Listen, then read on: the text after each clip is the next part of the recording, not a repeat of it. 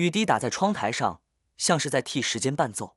老太太坐在摇椅上，怀里抱着一只旧玩偶，那是她年轻时亲手缝的，送给即将远行的弟弟。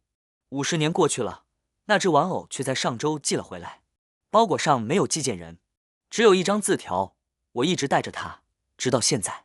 谢谢你，我回来了。